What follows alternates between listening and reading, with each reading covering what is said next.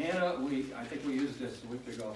Hannah was barren, could not give him children, and she was weeping and crying, and her husband was being typical and missing the point of her human need.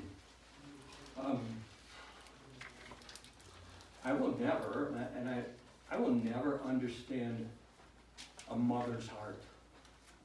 I see them on display, and I'm overwhelmed by them. I'm overwhelmed by them.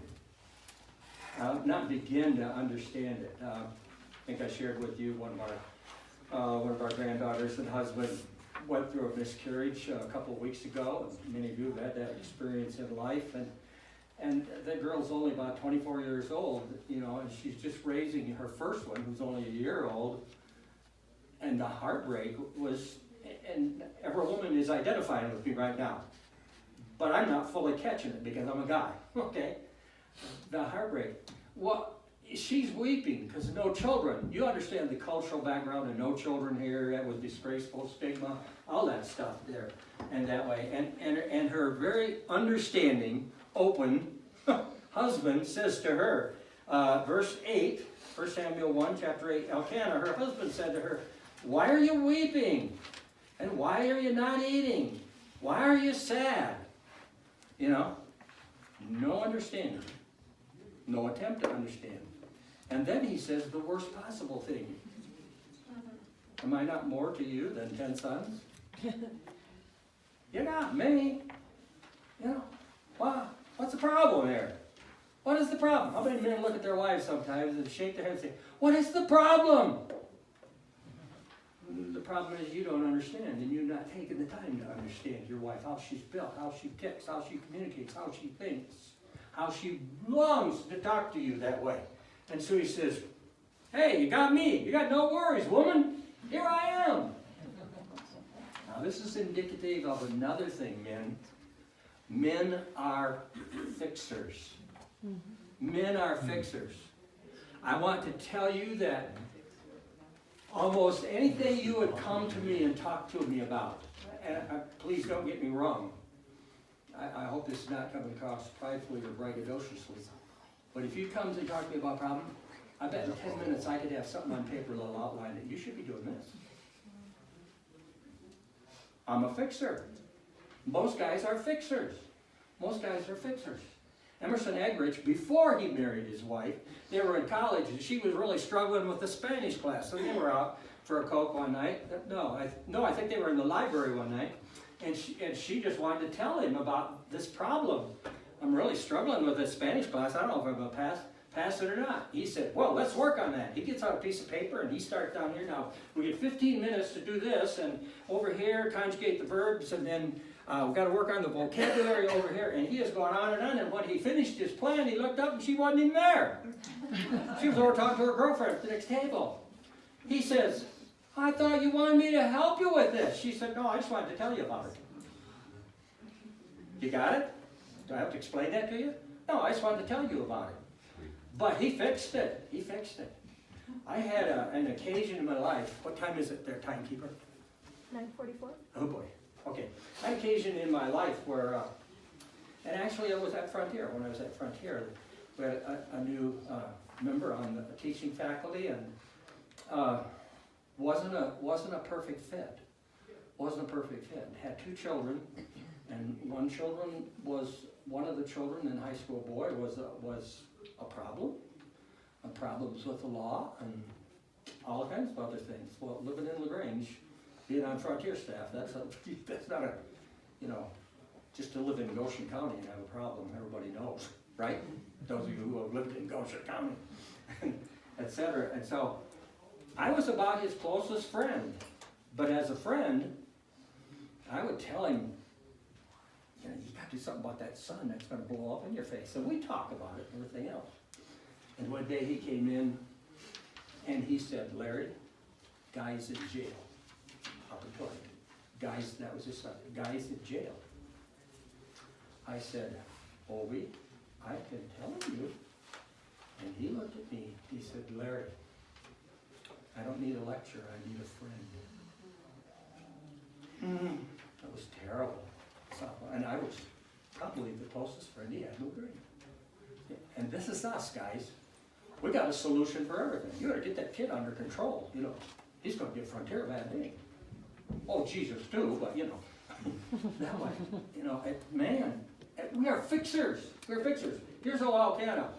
That's what we're crying about, woman. I'm here. I'm your fixer. I'm the answer. I can take care of it. No understanding. No understanding. No understanding. But that one's a big one. Closeness.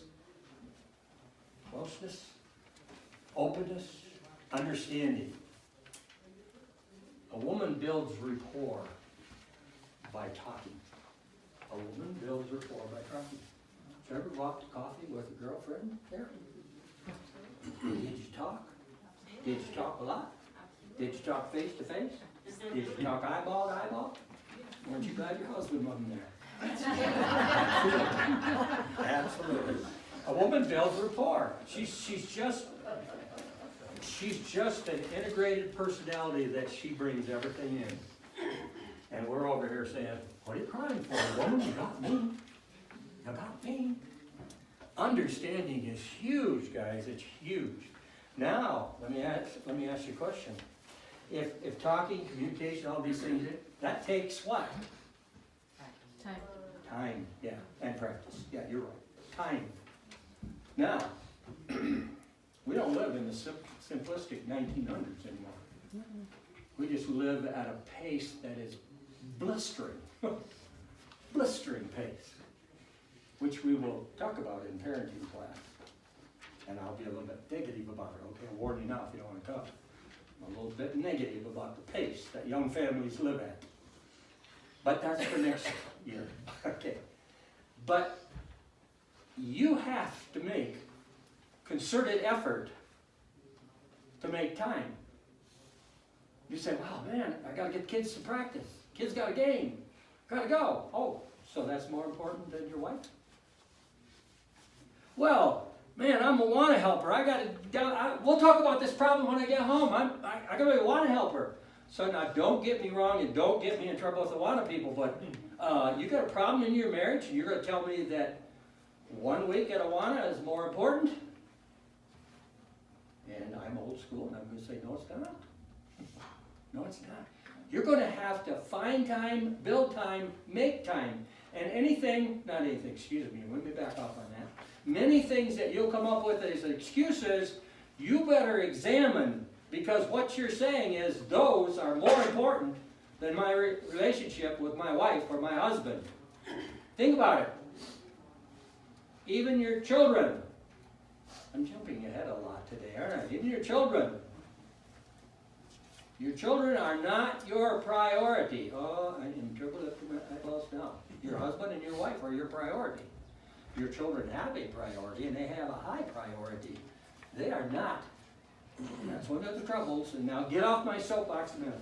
After this last statement, one of the troubles of our homes is we build them around our children, and that is wrong.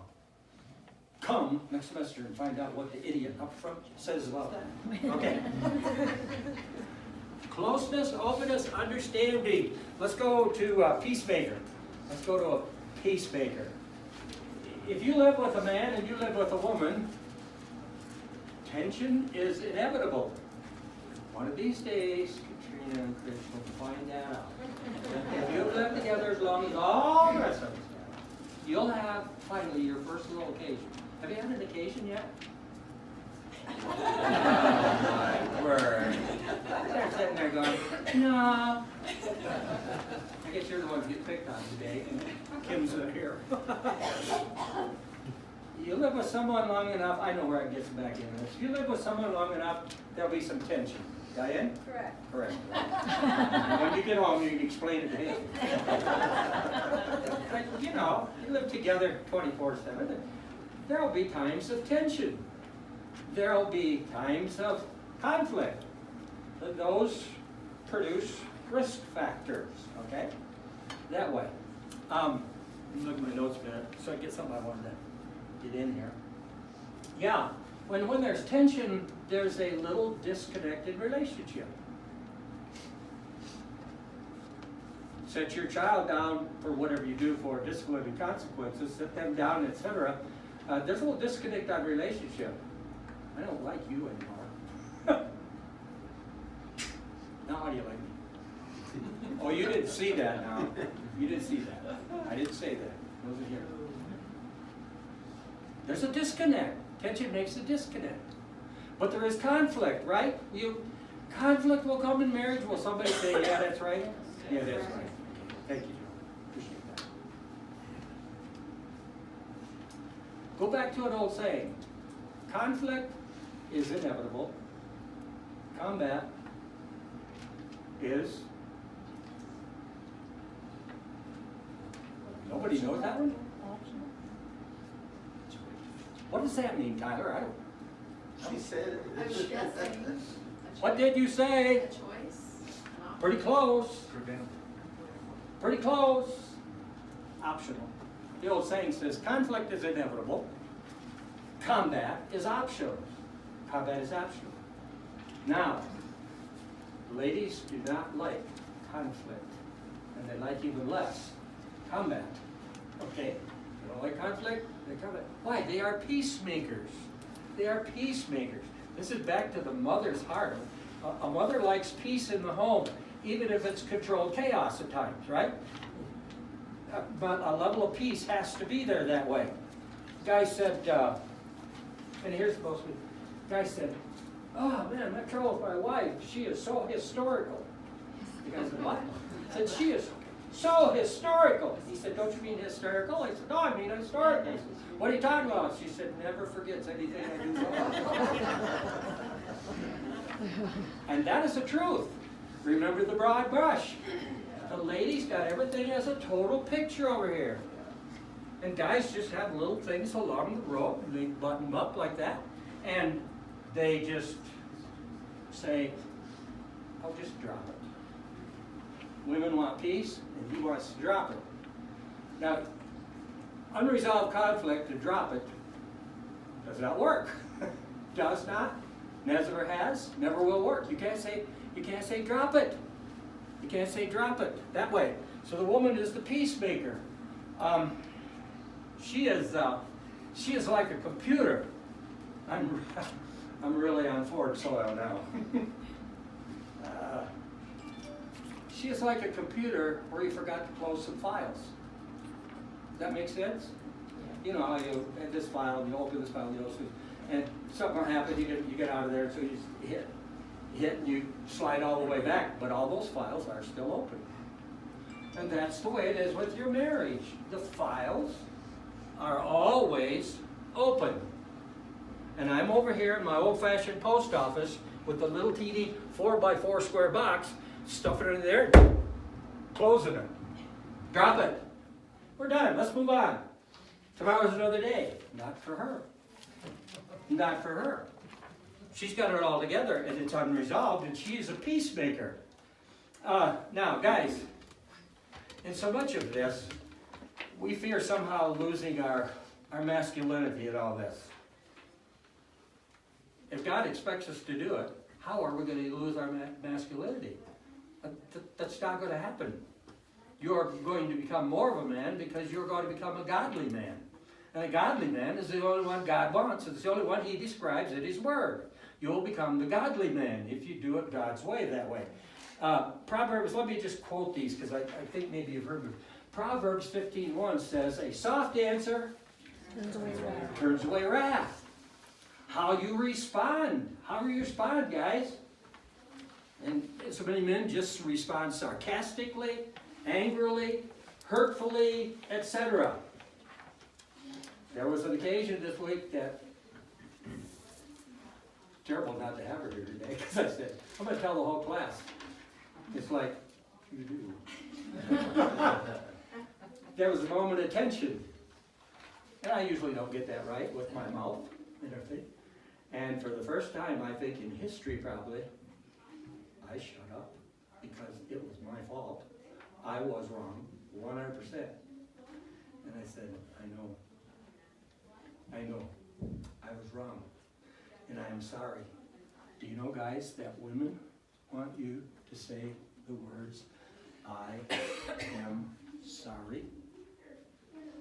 They live on that. Do you know what that means in their heart? when they hear you genuinely say, I am sorry? I am sorry. Learn to say those words, guys. So Proverbs 15:1, a soft answer will turn away the wrath. It'll make that optional combat go away. And then you can work on resolving the tension that way. Romans 12:18 says, follow after those things which make for peace. Blanket statement, and if you get in that whole context of that 12th chapter, it's a blanket statement for life. Follow after the things which make for peace. Why do we like trouble, guys? That doesn't make sense. Do you like tension? Do you like walking by the love of your life and you can feel the sparks jumping from one to another? That's a lot of fun to live that way, isn't it? No, it's not. And she is a peacemaker, and you need to follow after the things which make for peace, which usually includes shutting your mouth. Words are so powerful for a woman. So powerful. Go to Song of Solomon. We're still in the Old Testament, chapter 7. How's my time? 9:57. Thank you. So basically, instead of peacemaker, it should just say pacemaker. Keep your pace, your heart, and your mouth In sync. way down. Yeah, a bad idea, Jeff. We're a Song of Solomon. It is since the last time.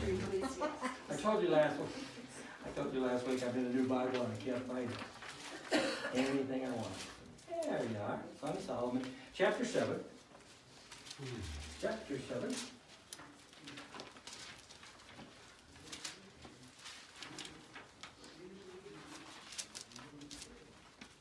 This is under the heading of esteem. Okay, we've got to esteem now. Esteem. Your wife needs esteem. What did I say? Oops, loyalty. Did I skip loyalty? I did. Yes. You did. I did. Okay, we're right there in 7. Let's go to deliver. Loyalty. Years ago, nobody's older than there was a pop song, and I can't remember anything except one line where it says, will you still love me when I'm 65? 64. Oh, 64? Well, I'm not old enough to know it exactly like you guys are. Will you still love me? Loyalty. This conversation will come up not early in your marriage, but down the road. Will you still love me when I'm old and gray and not so lively and have a stroke and have Alzheimer's? Will you still love me? If you ever hear that question, guys, that is not the time to say, I'll just, when you're 60, I'm going to trade you in for 2 30s. That's not the time to say that, okay? I hope you know that. But loyalty. Women are looking for loyalty. Looking for loyalty. Chapter 7, Song of Solomon. Verse 10. I am my beloved's, and he is mine. If you read the bride's refrain through here, it's always closeness, understanding, loyalty, and all of those things. She is just thriving on this. She's thriving on this that way. She wants reassurance.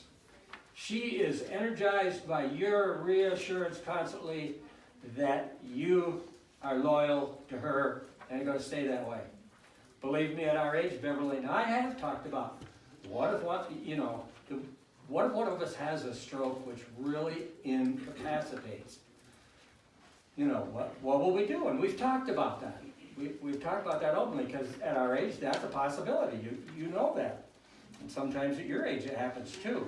But the wife knows she's a one-man woman. But she needs to know constantly that you are a one-woman man forever. Okay? Think of what she looks at everything through her pink glasses, right? Pink and blue. She sees everything.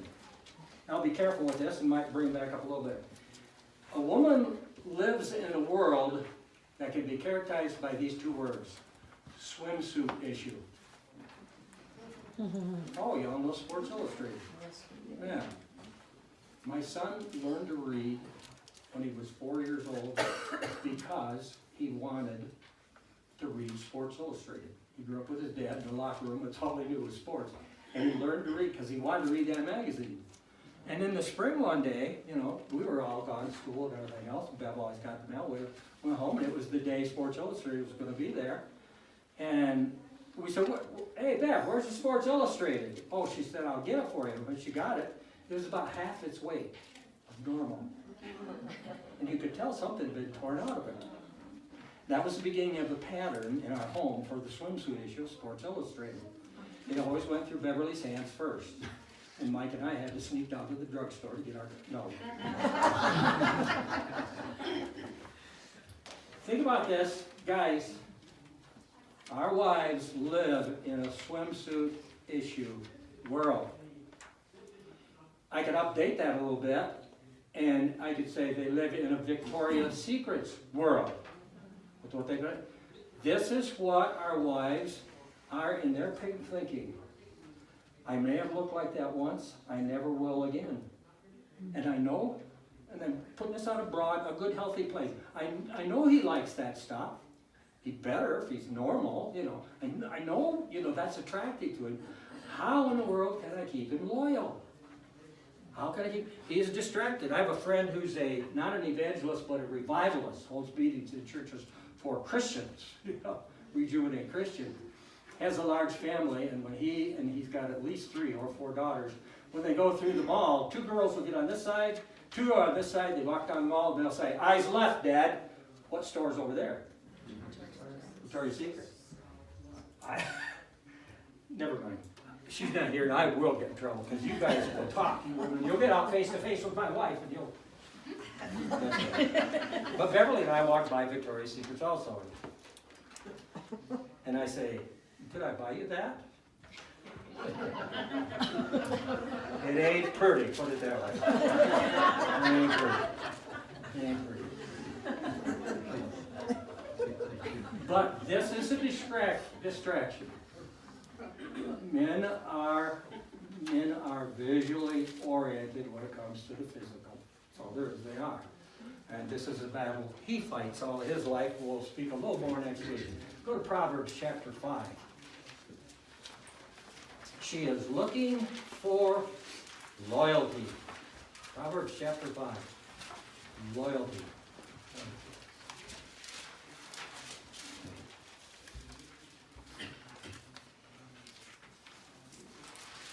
Chapter 5 of Proverbs talks about the problem of adultery. And men, you need to read that because you'll get God's update on what he thinks about that whole thing, which is pretty negative. And in verse 15, he gives instruction and he uses some picturesque language when he says, drink water from your own cistern, flowing water from your own well. Stay in your own home, in your own bedroom with your own wife for physical satisfaction that way. And I recommend, guys, that you maybe just look over this. Look at verse 21. For a man's ways are before the eyes of the Lord. No one ever sins in secret. There is no such thing as secret sin. God sees it, you see it, your partner sees it, and it has an effect that trickles down on everybody. No sin stands alone. Sin affects everyone that way. But loyalty is a thing. Here's another thing not to ever do in your home. Not ever, ever, ever in front of your wife utter the word that begins with a D. That is a word not to be uttered in your home. Period. Home. Divorce is not a word. You want to know what God thinks of divorce? You don't have to listen to me at all. Go to Malachi. Go to Malachi. And it will say, God hates divorce. Well, why is divorce there? And some people will say God authored it. No, God did not author divorce. He allowed it because of the hardness of people's hearts against him. Divorce is a word that is never to be uttered in your home under any circumstances. It will kill loyalty instantly. Everyone from that moment on, no matter what you do to make it up. He said divorce once. And she will wonder forever if that word is still in your mind, even though it's not coming out of your mouth. You don't say that word, not ever, in your home. Loyalty, loyalty, loyalty. Give you a couple illustrations, and then we've got to get the E and get out of here. I told Jim to go ahead and preach along. Got a lot here.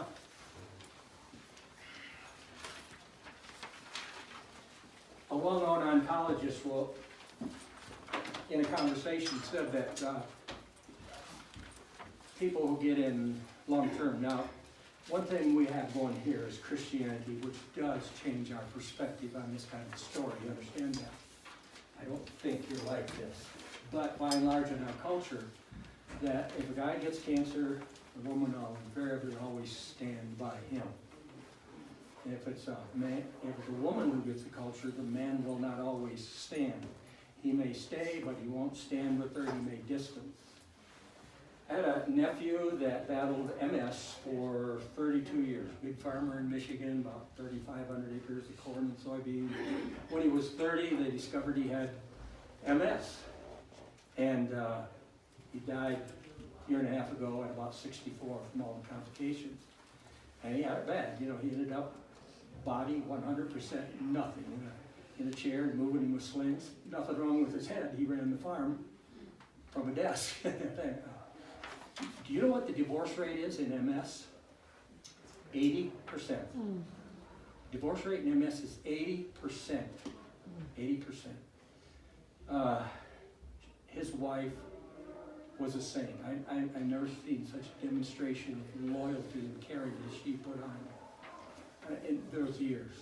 She backed off and let him do what he could, didn't hover, but was there to help. I mean, when you get a person that's on the end of that and is capacitated, he would get the flu.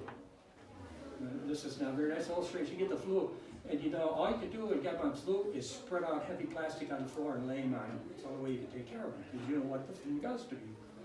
She stuck. It was an amazing example in our family of loyalty. Let's hit esteem real quickly. Hit esteem. Women have to be esteemed. Just gonna go through some notes here. Your wife does not want to be the chair in the marriage. She wants to esteem it. I talk to a lot of women who are in high executive positions in businesses and corporations. And one, they're not all like this, but one was the vice president of one of the major airlines in our country. And they talked to her about this working business and her family and her husband, and what do you care about, what are priorities. She said, I only care about one thing at the end of the day, does my husband love me? Does my husband love me? Esteem means that she is first and foremost in your life, your thought, your actions, your deeds. She is first always. It is okay to put her on a pedestal. It's okay to treat her like the queen bee. She is. Treat her that way. And esteem is that way. Women need to be esteemed. They need to be honored. They need to be respected. And it's just you making her first. Her self-worth is tied to her marriage and family. Our self-worth is tied to our work. I got my satisfaction for years out of my work. I loved my work. I loved working. All right? And that's where my whole image and everything was. To a wife and a mother. It's that family and that marriage. And you need to do everything to cultivate that feeling of having her esteemed that way. With that being said, one of the big things for her is this business of birthdays and anniversaries.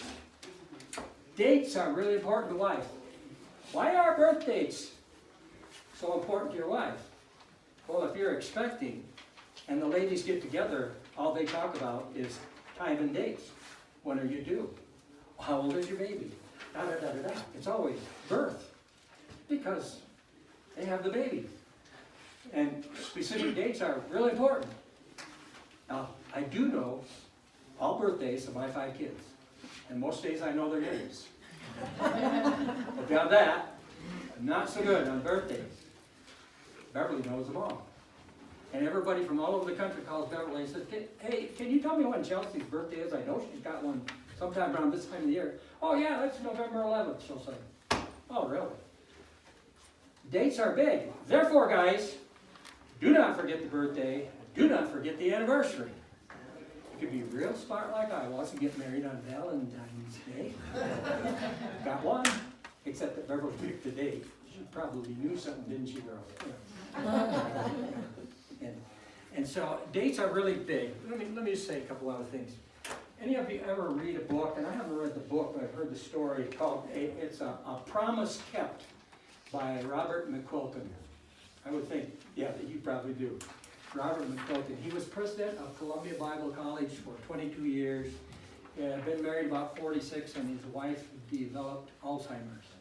And he quit on the spot and went home. And people said, why? He said, I made a promise 46 years ago in sickness. In other words, he said, I made a promise. And he said, I intended to keep it then, and I intend to keep it now. And he waited on her until she passed. Just a tremendous story which motivated Christian people and pastors and Christian workers all over the country to, go home and let's take a little account of our marriage. Are we like that? That way? And he said, his testimony was, I learned so much about her I never knew before. And she was in a state where she didn't know who he was, eventually. She didn't even know who he was. I learned so much more about her. I fell over and over and over in love with her again and again and again. That way. Loyalty. He gave up that, which was the ultimate. He was used to God in that Bible school that way. A guy came home. And my last point is, guys, make sure you say thank you for everything your wife does. You learn to say thank you. Guy come home from work one day and he could hardly get the car in the driveway. Bicycles, toys, everything. He found a place to park. He wandered in the house. He could hardly get up the steps on the porch. It was such a mess climbing over everything. In the house, there were clothes everywhere, toys everywhere. You couldn't wade through. To the kitchen, there were mounds of dishes in the sink. There was, laundry laying everywhere. Just buried, the washer, dryer, everything else. And all of a sudden, I thought, what is wrong? What's happened to my wife? So he starts looking for her. He couldn't find her. And he goes all over and finally runs up to the bedroom. He opens the door and she's just laying in bed, eating chocolates and watching TV. He said, what's the matter? She said, nothing. He said, well, what happened? Oh, she said, every day you come home, you say, what did you do all day? Today I didn't do it.